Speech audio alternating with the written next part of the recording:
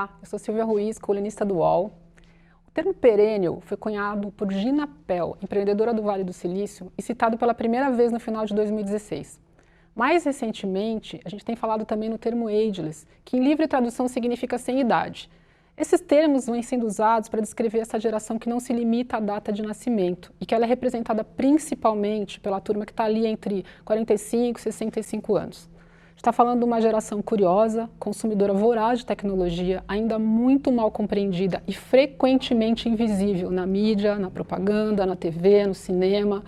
Para você ter uma ideia, uma pesquisa de 2018 mostrou que 96% das mulheres com mais de 40 anos não se sentem de meia idade.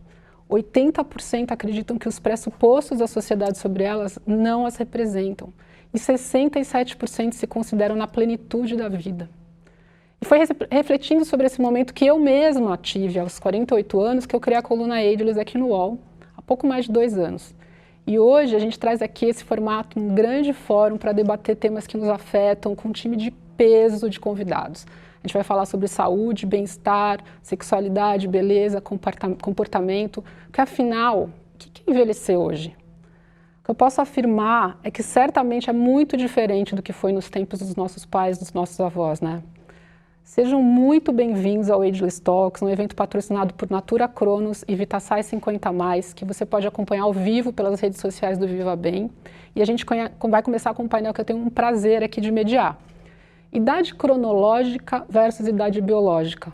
Como é que o estilo de vida define o nosso corpo? Quem vai participar comigo é a doutora Vânia Assali, endocrinologista e nutróloga, o Zé Roberto, ex-atleta profissional e palestrante, e o Paulo Zulu, modelo e empresário. Sejam bem-vindos, meus amigos, aqui no meu painel. Eu vou começar esse painel fazendo uma pergunta para você, doutora Vânia. O que é essa diferença entre idade cronológica e biológica? Dá para ter essa diferença mesmo de idade? Quer dizer, você tem uma idade na carteira de documento e ter outra biologicamente? Oi, bom dia a todos, é muito bom estar aqui com vocês, fico muito feliz pelo convite. Essa iniciativa Ageless é uma coisa que eu tenho acompanhado, realmente isso faz muita diferença, porque tem orientado muitas pessoas, o público, principalmente o público feminino, mas eu vejo cada vez mais o público masculino, buscando um pouco mais de orientações que falem das suas angústias. Em relação à idade cronológica e idade biológica, realmente a gente pode ter, né, uma data de nascimento, um avanço no tempo de vida, mas preservar aquilo que é conhecido como patrimônio de saúde. Então, eu posso investir, e hoje nós vemos um aspecto que é muito importante na área médica, que é esse investimento longitudinal. E tem se falado muito nas pesquisas sobre o tempo que você investiu na vida, nos primeiros anos de vida. Então, o patrimônio ósseo, muscular, a qualidade de neurocircuitos. Então, o quanto essa criança foi bem recebida, o quanto o período intragestacional trouxe saldo de nutrientes e essa mãe teve uma resposta de melhor adaptação dessa criança ao mundo. Então, essa criança foi bem recebida, a infância foi com exposição à natureza, brincando, com relações afetivas. Isso tudo vai realmente impactar na forma como esse indivíduo vai envelhecer. Então, a velocidade de envelhecimento, ela tem tudo a ver com o investimento nos primeiros anos, que é esse saldo longitudinal. Mas e aí se a gente não conseguiu ter esse saldo? Será que é possível fazer esse investimento e recalcular a rota? Então, é sempre possível, Silvia. A gente vem acompanhando um movimento muito de consciência da área médica e de saúde, e dos órgãos governamentais que buscam aquilo que a gente chama de expectativa de saúde, não só aumento de expectativa de vida. E isso depende realmente dos pilares da medicina do estilo de vida, que é fazer exercício físico, ter uma alimentação consciente. Hoje nós falamos de preferencialmente baseada em plantas e vegetais, uma dieta rica em nutrientes, que isso vem, em geral, de uma alimentação mais caseira, não só de pacotes comprados, mas esse investimento na qualidade e ritmo biológico, que é o ritmo do sono, que a gente tem vivido uma poluição, né, mais essa poluição visual, ficamos o dia inteiro conectados, perdemos os nossos ritmos, conectividade social, que é fazer parte de algo e ter realmente relações sociais importantes. Então, essa idade biológica, ela pode ser mais controlada se eu conheço a minha vulnerabilidade e tenho sempre um potencial de investir em escolhas mais saudáveis. Quer dizer, né, gente, a gente está falando aqui de se cuidar de alguns pilares básicos que a gente costuma falar, né? Quer dizer, alimentação. E aí a gente não pode lembrar de uma coisa importante, que é a gente não precisa ser rico para isso. Porque cuidar da alimentação de maneira de vegetais, como a doutora Vânia está falando, é uma coisa que tem um certo acesso para todo mundo. Fazer exercício, a gente pode, não precisa ser na academia, a gente pode fazer, enfim, em volta do prédio, na rua, caminhadas e tal. Eu queria falar um pouco sobre isso agora com o Zé Roberto. Zé, você foi um ídolo aí do futebol, um atleta que jogou até considerado uma idade tarde, né? Assim, queria entender um pouco como é que você continua se cuidando. Você ficou um pouco referência, né, nessa coisa de um ex-atleta que fica sarado, que se cuida. Como é que é a tua preocupação em relação a isso? É com envelhecimento? Como é que você começou a pensar em se cuidar? Primeiramente, bom dia, Vânia, bom dia a todos que nos acompanham, né? Para mim, um privilégio e um prazer muito grande estar participando desse debate com vocês. Mandar um beijo, um abraço, doutora Vânia, Paulo Zulu, um cara que eu sempre fui fã e sempre o tive assim como um espelho, né? Da forma que se cuida. E também pela beleza, né, Paulo? Depois me passa o segredo aí, cara. Se pegar o segredinho seu aí. Porque você vai viver até os 150 anos. Isso é uma profecia. Silvia, eu me cuido, assim, eu sempre me cuidei, cara, minha vida toda, desde criança mesmo, morando numa periferia, sem ter muitas condições, não tinha referência de um pai, de uma mãe, até porque meu pai, na minha adolescência, saiu de casa, minha mãe tinha que trabalhar em 2 empregos, e praticamente a rua, a vida me ensinou muitas coisas, né? E eu, como cresci sendo uma criança sonhadora e o meu maior sonho era ser jogador, eu acabei aproveitando as oportunidades. A oportunidade que era ter um exemplo dentro de casa, que foi o legado que a minha mãe me deixou, que me ajudou a sair do mau caminho, e quando eu direcionei, indo em busca do meu sonho, que era ser jogador, eu passei a perceber coisas que seriam importantes eu colocar em prática, mesmo tendo 10, 12 anos de idade. Foi onde eu entrei por uma escolinha chamada Pequeninos do Jockey, como carente, porque eu não tinha condição de pagar a mensalidade.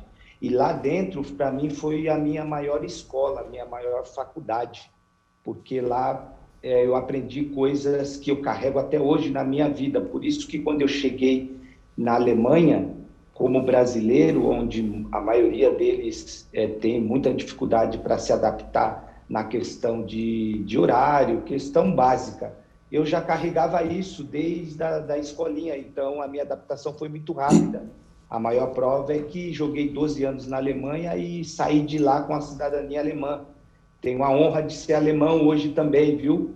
E pós-carreira, só para finalizar, pós-carreira, eu continuo me mantendo, porque eu entendi lá atrás, eu entendi isso quando eu fui jogar na Europa, de que o meu maior patrimônio, como a doutora Vânia acabou explicando assim de uma forma mais direta, o meu maior patrimônio, os 3 maiores investimentos que fiz e carrego como maior patrimônio na minha vida é a minha carreira, a minha saúde e a minha família. E o dia que eu entendi que o meu corpo era o meu instrumento de trabalho, eu passei a cuidar dele melhor. E hoje, depois de ter parado de jogar, hoje o meu corpo que cuida de mim. Então, eu consigo me manter as minhas atividades físicas, consigo manter a minha alimentação saudável, e isso eu percebi que não está fazendo bem só para mim, mas está fazendo bem para muitas pessoas que me têm hoje como exemplo. É verdade, porque você é uma referência nas redes sociais, né? As pessoas acompanham seus treinos, suas dicas, isso é muito legal. Acho que é legal inspirar as pessoas que podem... Claro que ele é um ex-atleta, ele já tinha um histórico, uma bagagem, mas a gente pode conquistar uma qualidade de vida melhor mesmo, né? Mesmo se a gente começar mais tarde, não é que a gente perde. A gente não, agora eu já estou mais velho, eu não posso começar nunca, né? Paulo, bom, você como o Zé falou, é um cara conhecido pela beleza, pelo porte físico, você foi modelo, né? Acho que ainda faz trabalho de modelo, ator, empresário, mas você tem uma tradição que a gente acompanha também, que a gente vê há muito tempo, de estar perto da natureza, né? Do surf, de morar na praia, de ter alimentação natural. E eu queria que você falasse um pouco como é que você cuida desse templo aí do teu dia a dia, como é que você se cuida? Então, deixa eu começar dando bom dia para todos que assistem. Zé, pô, não tem nem o que te falar, irmão. Você é ídolo, você é um cara a ser seguido, pô, você é um exemplo de atleta. Eu também, como atleta profissional do surf, eu vejo que as imagens, chega uma hora que você não é o talento, você é a imagem que você constrói. Então, parabéns, obrigado por tudo.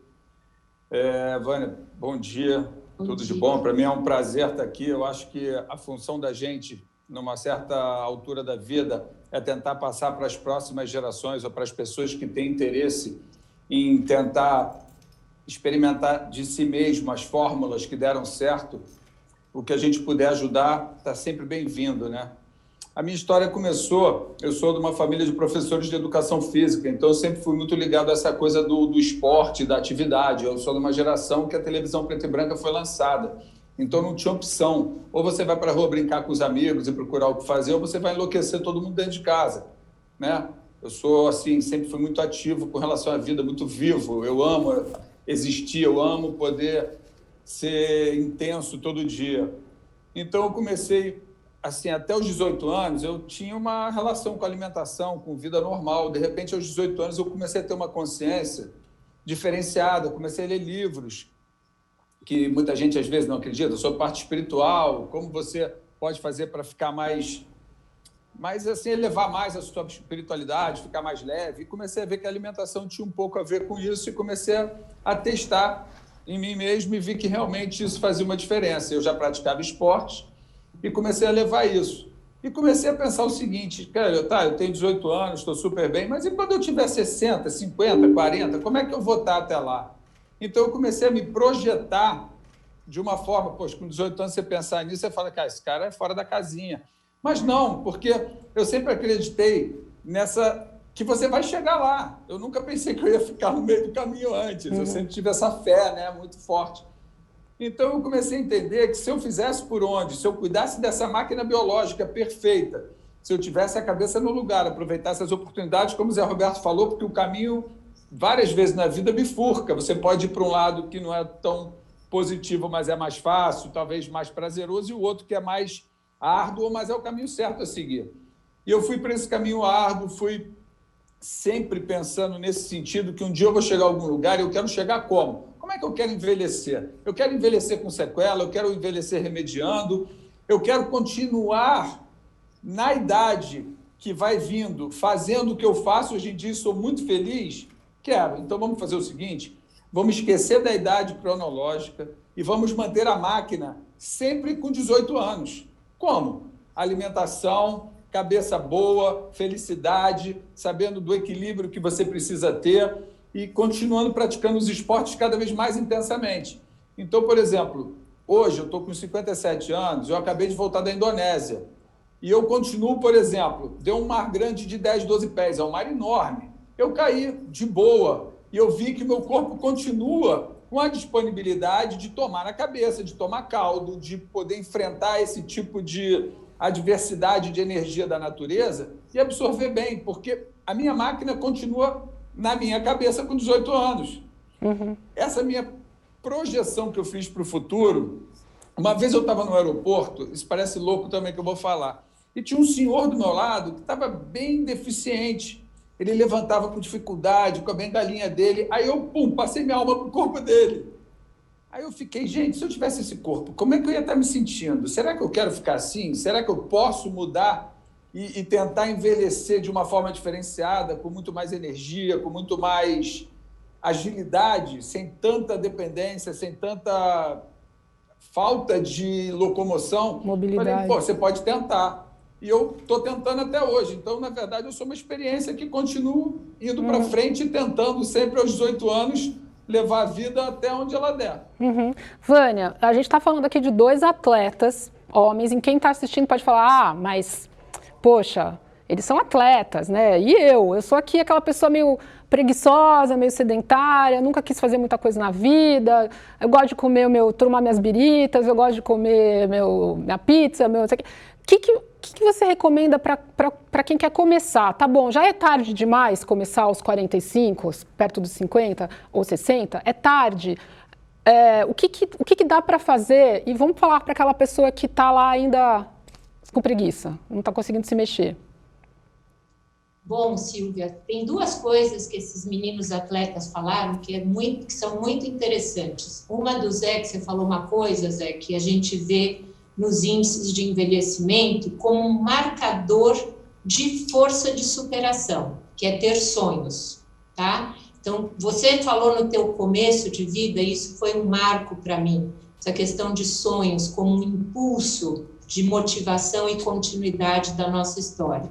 E aí uma outra coisa que o Paulo colocou, que é essa coisa da superação de limites, né? E não se sentir limitado pelo tempo de vida. Então, você tomou o seu caldo lá, mas sentiu que esse movimento de restauração foi possível. E isso é muito importante em termos de filosofia, não se deixar se abater pelo tempo de vida, se olhando nesse avanço com a impotência. Tem uma coisa que eu falo, que o tempo de vida, ele expressa a nossa vulnerabilidade. Mas quando nós superamos aquilo que é uma dificuldade, nós ganhamos pontos. E isso é conhecido na área biológica, na área da ciência, como hormeses. É um modelo adaptativo em que você se restaura e ganha um ponto extra. Isso tem vários marcadores que mostram que a gente faz um up no sistema de moldagem dessa vitória adaptativa. Então, nós sempre podemos superar esses limites. Então, isso foram 2 coisas importantes. Em termos de marcador de envelhecimento, a felicidade, ela ganha muito mais do que qualquer exercício, qualquer alimentação saudável. Então, fazer o que você veio fazer com o seu talento, com a sua força vital, na criatividade, na inspiração, isso conta muito. E isso é um pouco o que eu faço, porque quem me conhece sabe que eu não sou lá muito atleta. Então, a Silvia convive um pouco comigo, como eu sou médica, então fico aqui sentada 14 horas, mas eu acho que a gente fazendo aquilo que nos inspira e nos coloca na nossa força existencial, isso ajuda muito. Em relação à pergunta, Silvia, bom, a gente tem lá os nossos marcos, né, e as nossas dificuldades, o que marcou a nossa história, o que trouxe a minha forma de existir. Então, tem gente que precisou trabalhar muito e não teve um trabalho que priorizou o uso do corpo, do exercício. Por exemplo, eles fazem uma mescla hoje, foram super estimulados pela necessidade também de ser um bom jogador, a usar o corpo, mas hoje estão se temperando com novos arquivos dessa potência mental e espiritual para poder estar pleno dentro desse universo que é um ser humano tridimensional. Então, nós temos um corpo, uma inteligência biológica, uma mente que pode criar uma série de limites que não são reais para nós e uma espiritualidade que são as nossas crenças e a forma como nós nos relacionamos com a natureza e com o mundo. Então, a vitalidade, esse ser mais vital, ele pode encontrar maneiras. Então, se eu não consigo ser uma pessoa que faço exercício, eu tenho que olhar o que é que eu posso fazer, pelo menos de uma maneira sustentável. Eu consigo fazer 20 minutos de exercício por dia? Ou, eu sempre coloco aqui na clínica, a gente tem que negociar com os nossos genes. Então, na sua família você tem diabetes, osteoporose, tem hipertensão. Vamos tentar fazer pequenas modificações que sejam sustentáveis. Então, à medida que você faz essa mudança, olha, eu vou fazer 20 minutos de exercício diário, ou eu vou sair para caminhar no sol. A condição biológica ela vai mudando como um caldo químico que começa a brilhar um potencial para outra etapa de mudança. Então, a gente vai ganhando vigor. E essa experiência biológica, ela passa a não ser uma obrigação, e sim uma escolha. E isso eu acho que vem, assim, mudanças nutricionais são muito importantes. Eu acho que essa educação hoje que nós temos em mídias sociais, mas também no atendimento médico, ela traz, né, essa informação de que o alimento, ele é uma fonte de nutrição celular. E nós não precisamos virar técnicos, mas essa experiência é percebida pelo vigor físico, e eu falo que a gente dá mimo para o genoma, a gente alimenta a alegria celular quando nós comemos um prato rico em vegetais coloridos, tudo lindo, aquela cor da natureza que reflete dentro de nós a composição bioquímica da nossa matéria. Então, isso tem uma tradução na fisiologia. Alimentação, um pouquinho de exercício. E aí o corpo vai ganhando uma experiência com mais potência para as próximas mudanças. Eu posso contar até um pouco para vocês. Eu sou uma pessoa bastante preguiçosa. E eu estava comentando com uma amiga, eu me obrigo a fazer exercício, e a gente tem que pensar que assim, não precisa ser 8 ou 80. E acho que isso que a Vânia está falando aqui é muito legal, porque eles são atletas, eles são 80, eles fazem uma atividade física muito forte, né? Ele cai no mar de sei lá quantos pés de onda. Putz, mas então eu não posso surfar? Pode, você pode começar com 50 anos, mas você também não vai querer cair no mar da Indonésia. E acho que é a mesma coisa em relação à atividade física. Eu acho muito importante isso que você falou, Vânia, de colocar pequenos marcos.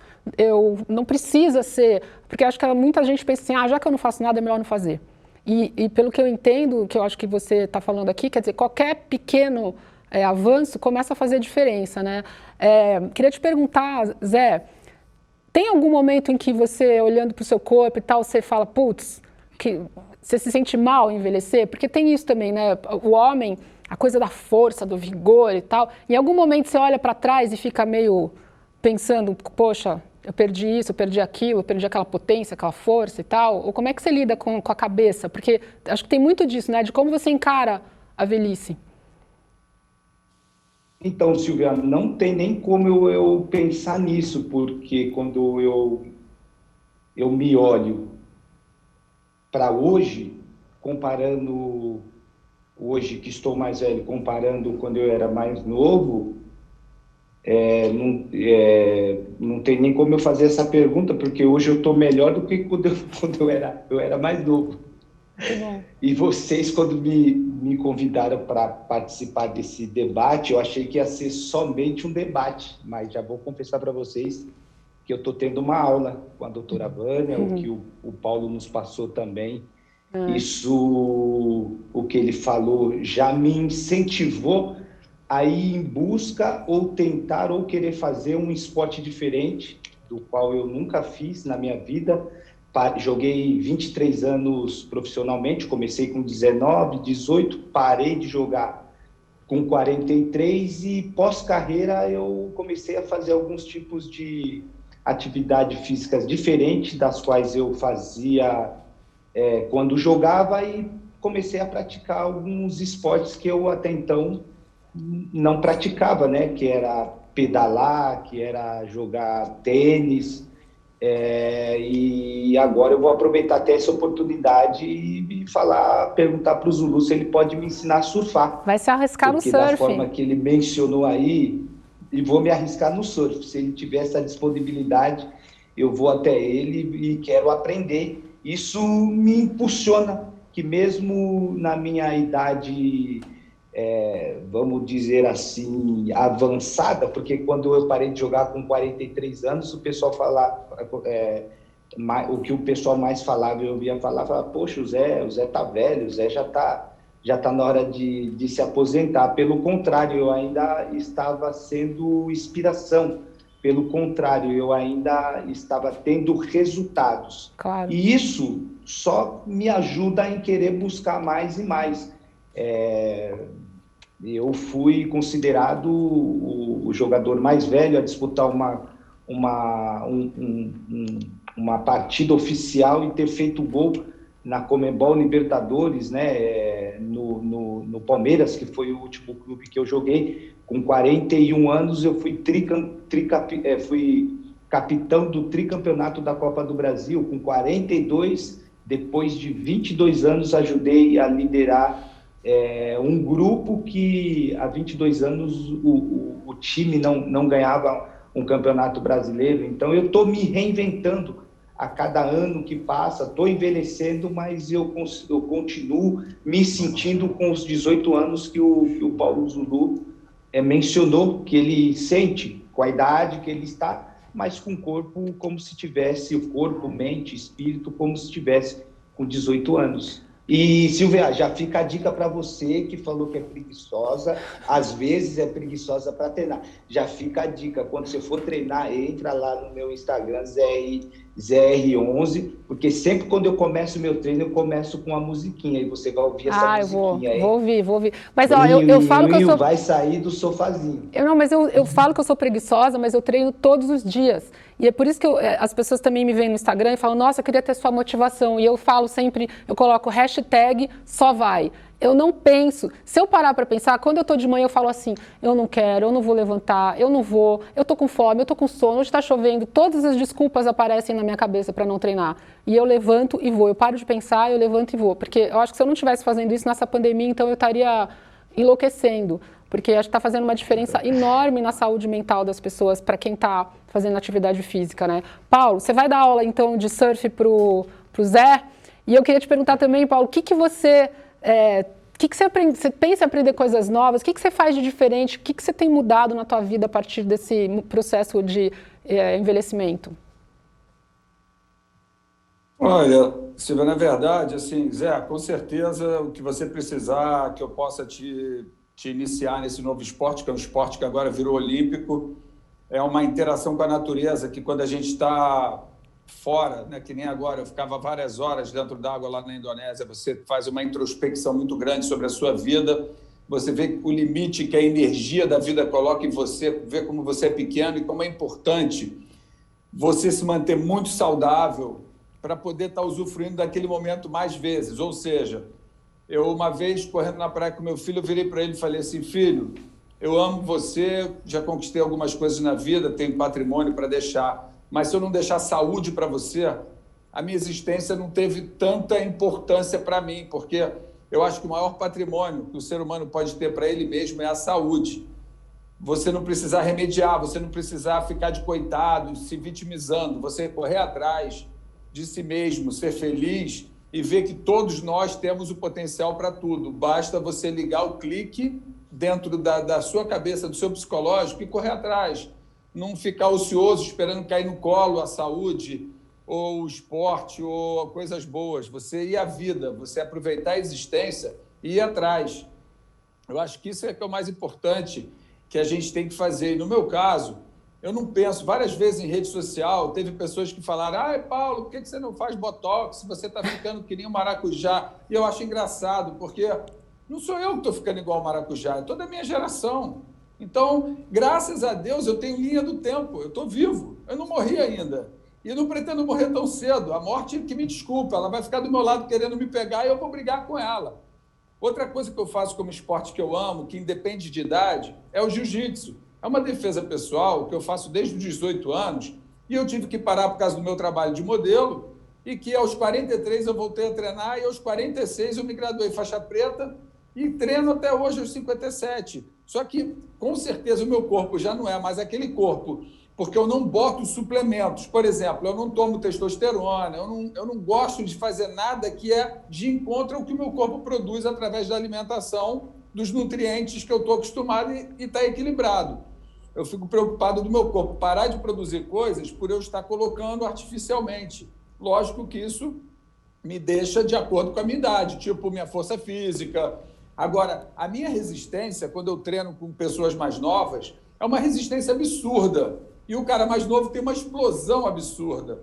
Então, às vezes, existe essa incompatibilidade de força com a resistência. Mas como o jiu-jitsu é arte suave, eu vou ganhar no tempo. Eu não preciso ganhar na explosão. Então, você começa com a idade a aprender a jogar com o tempo com as coisas. A experiência vai te dando, que o corpo vai mudando e você vai se adaptando. O que era 1 minuto vira 3, tudo bem, mas continua existindo. Então, essa lição que eu tenho, eu vou levando para frente. Eu espero continuar levando essa vida que eu levo. Eu gosto de correr na praia. Antes eu corria 1 hora, agora eu estou correndo 1h10. Eu tento forçar o meu corpo a ter um limite a mais para poder realmente ele se adaptar ao que eu quero. O meu corpo tem que ser escravo da minha mente. Eu não posso ser escravo do meu corpo, entendeu? É assim que eu penso. Vânia, ele mencionou aqui, o Paulo mencionou a questão hormonal, e eu queria te perguntar em relação a isso. Muitas vezes, a gente tem ouvido muito falar nas redes sociais, muitos médicos hoje têm falado da questão hormonal, toma hormônio, porque o hormônio te dá mais potência, como ele falou, testosterona, muitas mulheres também usando hormônios. Eu queria que você falasse um pouquinho sobre isso, porque eu sei que os nossos hormônios são responsáveis por muito da nossa vitalidade, e eu queria entender um pouco sobre a questão de reposição hormonal, tanto para homem quanto para mulher. Se é positiva, negativa, que cuidados a gente tem que ter também se for lançar mão desse tipo de terapia? Então, isso é um tema que a gente esbarra muito na questão de ser um elemento, né, de adaptação ao processo de envelhecimento. Ele não é a única ferramenta que nós trabalhamos na área médica que garante saúde. O tempo de vida, a condição biológica nossa, garante hormônios mais vitais até o momento de procriação. Isso é o nosso modelo biológico. Então, teoricamente, nós mulheres, após a menopausa, teríamos que ser descartadas como elemento, né, que poderia estar aqui no planeta ocupando espaço. Então, até muitos anos atrás, a gente tinha uma condição, olha, a função da mulher é procriar e ela vai morrer até cedo por conta dessa passagem dos óvulos, do material genético para as próximas gerações.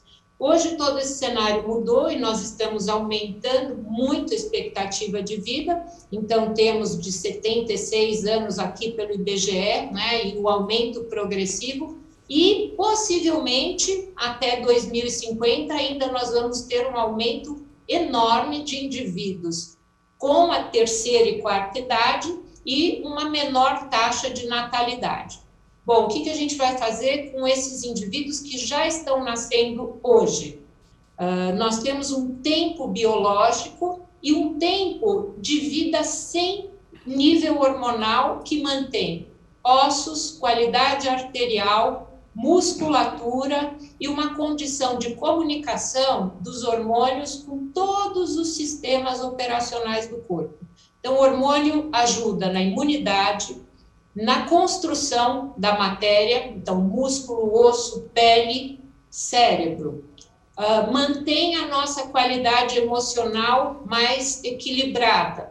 Agora, ele não é o único mensageiro de saúde, ele é um elemento de adaptação ao modelo de viver. Então, provavelmente o Paulo ou o Zé, hoje, nesse momento, como homens, eles não precisem de reposição, exceto se eles tiverem tido uma perda de vigor por uma situação específica, teve um trauma de testículo, ou estão dormindo muito mal, aí a qualidade dos hormônios. Mas o que a gente tem que pensar? O estilo de vida, ele avisa sobre a nossa força.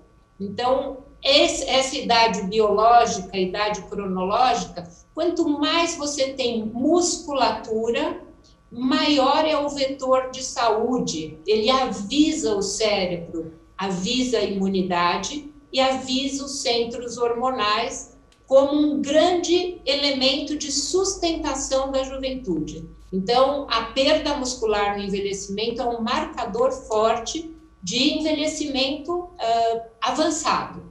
Então, eu posso ter 59 anos e o meu músculo ter 79, meu osso ter 85. se eu não tiver feito uma dinâmica de solicitar sustentação do meu eixo corporal, tá? Então, a musculatura sustenta muito o indivíduo. O eixo cerebral, que são as questões da mente, né, e da neuroconectividade, que são os neurotransmissores, se comunicam muito com o eixo hormonal. E os hormônios se comunicam com tudo. A musculatura avisa sobre juventude através de modelos hormonais, hormônios que são secretados por esses músculos, hormônios e substâncias que circulam no sangue falando, se esse cara faz tudo isso, ele não tem 57 coisa nenhuma, ele não tem a idade dele, ele tem 30, 25. Então, os hormônios começam a vibrar. Mas na mulher, a gente sabe que ovário, acabou a função ovariana, acabou a procriação, nós temos realmente uma perda de estradiol e de progesterona. E o que a gente vai fazer com isso vivendo mais 45? Então, fui envelhecendo, com 52 eu entrei na menopausa. O que é importante? Saber riscos de uma reposição. Isso tudo é individualizado. Trombose, câncer de mama, questões de a hereditariedade e fazer o mínimo de reposição possível para manter o bem-estar. Sabendo que o hormônio é um mensageiro celular, ele é um mensageiro de saúde. Exagero de hormônio é mensageiro de doença. Há essas reposições exageradas que têm sido feitas como a única forma, tem que usar hormônio porque é a única forma de te manter saudável. Isso é uma questão mercadológica, né? Isso é muito mais uma experiência mercadológica de venda do que uma realidade na função existencial desse ser. Eu acho que o hormônio ele é uma sinfonia, ele é uma orquestra que traz vibração para as células, ele dá realmente uma potência e uma vitalidade. O exagero, em geral, esbarra em risco e doença. Então, é muito bom o hormônio, eu sou a favor de uma reposição bem feita, acho que os homens têm uma certa qualidade de manter vigor por mais tempo, porque eles não têm a fertilidade na questão hormonal, então eles não têm um testículo que acaba a produção, ela acaba assim mais tarde. Para alguns, eles podem estar extremamente jovens, ter 30 anos e ter um testículo já falido por questões de estilo de vida, uso de droga, tabagismo, alcoolismo, não fazer exercício, não dormir, ficar a noite inteira acordado. Então, o estresse no homem impacta muito na produção hormonal, porque eles lidam ou com o estresse mental ou com a procriação. Então, homens em geral jovens que têm queda hormonal, a gente tem que investigar muito o estilo de vida e doenças reais que tenham impactado no testículo. E um outro ponto que nós temos é a glândula suprarrenal, que é a glândula de adaptação ao estresse. Ela é que faz os mecanismos imunológicos, antialérgicos e de adaptação ao estresse da vida. Então, hoje, nesse momento do Covid, nós estamos passando por estresse de uma maneira única e individual, depende dos nossos mecanismos de adaptação neurohormonais. Neurotransmissor, que é a parte de como eu enfrento tudo isso de forma equilibrada através de nível de dopamina, serotonina, adrenalina, todos aqueles neurotransmissores que nós sempre falamos de mecanismos de adaptação. Agora, os hormônios, eles são uma boa estrutura para lidar com a diversidade.